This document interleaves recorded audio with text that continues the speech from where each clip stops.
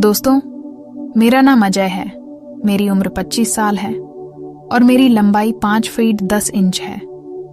दिखने में भी मैं हैंडसम लगता हूँ। लड़कियां मेरी तरफ शुरू से आकर्षित रही हैं और आज तक मुझे अपनी इस हाइट से फायदा भी मिलता रहा है। ये घटना मेरी और पड़ोस की डॉक्टर भाभी के बीच की है, जो कुछ साल पहले घटी थी। उस समय मेरे पड़ोस में एक डॉक्टर भाभी रहती थी। उनका नाम सरिता था। भाभी के घर के सामने मैं अपने एक दोस्त के साथ बैडमिंटन खेलता था। सरिता भाभी की 1-2 साल की बेटी थी, जो मेरे साथ खूब खेलती थी। भाभी का अपने पति से अलगाव हो चुका था और वो अकेली ही अपनी बेटी के साथ रहती थी।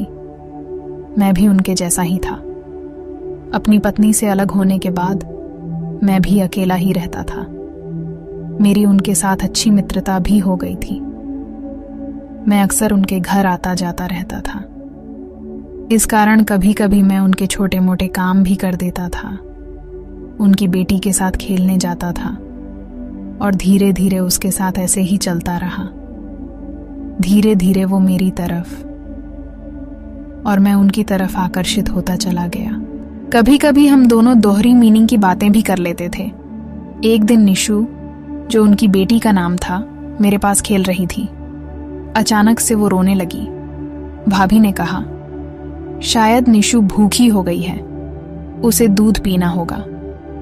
निशु अभी भी अपनी माँ का दूध पीती थी। भाभी की बात पर मैंने भी अपनी धुन में जवाब दे दिया। मेरे जवाब पर भाभी शर्मा गई और प्यार भरे गुस्से से बोली, बड़े बदमाश हो आप।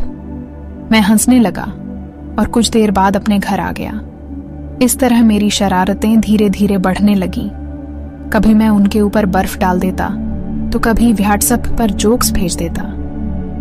भाभी मेरी इन बातों का कभी बुरा नहीं मानती थी। डॉक्टर भाभी दिखने में बहुत ही सुंदर थीं। उनकी उम्र 30 साल की थी। रंग गेहुआ था। करीब 5 फीट 6 इंच की हाइट थी।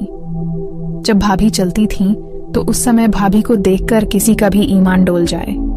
एक दिन मैंने उनसे पूछा, भाभी, क्या आपको कभी अकेलापन नहीं लगता? उन्होंने लंबी सांस भरकर कहा, लगता तो है, पर क्या किया जा सकता है। मैंने उनकी तरफ आशा भरी निगाहों से देखा तो शायद उनके मन में कुछ बात आ गई। अब उन्होंने भी मुझसे पूछा, आपको नहीं लगता क्या?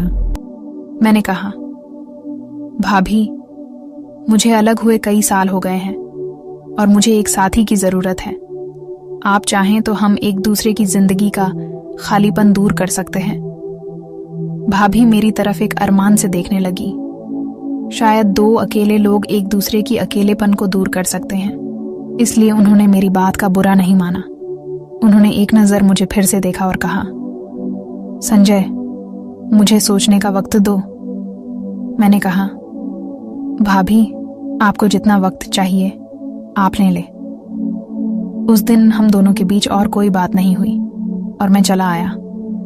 अगले दिन शाम को मैं उनके घर गया और निशु को गोद में लेकर सोफे पर बैठ गया। भाभी 2 कप चाय बना लाई और हम दोनों चाय पीने लगे। मैंने पूछा, आपने हमारे बारे में कुछ सोचा?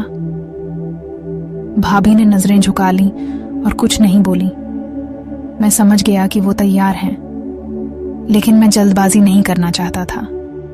मैंने उन्हें सहज करते हुए कहा, भाभी, आप अपना समय लीजिए। मैं नहीं हूं दोस्तों। हमारी बातें ज्यादातर इंग्लिश में होती थीं, क्योंकि वो बहुत पढ़ी लिखी थी और मैं भी 2 दिन बाद न्यू ईयर का अवसर था। मैंने भाभी को बोला कि क्या आप मेरे साथ न्यू ईयर सेलिब्रेट करना पसंद करेंगी? उन्होंने हाँ में जवाब दिया। 2 दिन बाद 31 दिसंबर की शाम को मैं कार में उन्हें लेने गया।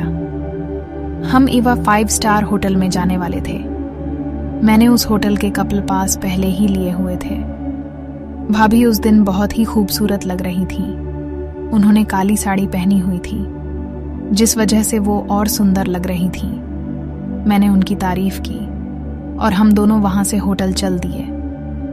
होटल पहुंचकर मैंने निशु को गोद में ले लिया और डांस एरिया के पास खड़ा हो गया।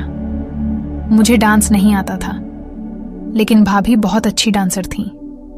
म्यूजिक सुनकर उनके कदम थिरकने लगे और वो डांस करने लगी।